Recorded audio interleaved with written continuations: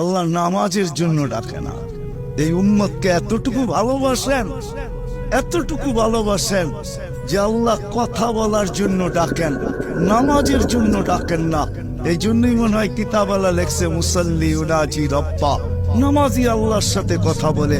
রাত্রটা যখন পার হয়ে যায়, সুবে সাদেক যখন হয়ে যায়, তো আল্লাহ চিৎকার দিয়ে মনে হয় বলতে থাকেন, রাতটা পার হয়ে গেল, তোর সাথে কথা হইল না, জলদি একটু উঠ না, একটু আয় না, তোর সাথে একটু কথা বলি না।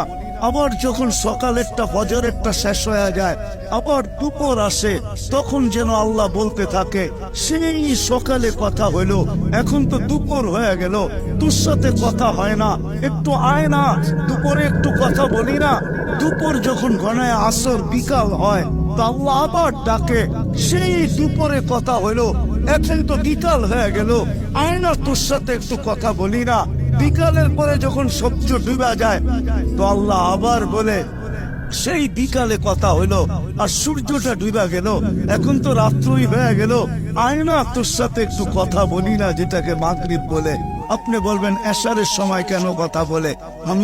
আমার মন বলে এশারের সময় মনে হয় এই জন্য কথা বলেন যে একটু পরেই তো ঘুমায়া যাবি, কাল সকালে উঠাইলে তো উঠবি, যদি না উঠাই তো আর কোনোদিন উঠা হবে না, চিরদিনের জন্য নিদ্রা হয়ে যাবে, তোর সাথে আমার কথাও হবে না, একটু পরে তুই ঘুমায়া যাবি, আয়না শেষমেশ তোর আর আমার একটু কথা হইয়া ঘুমা। আমার তো মনে হয় আল্লাহ কথা বলার জন্য ডাকে, নামাজের জন্য ডাকে না।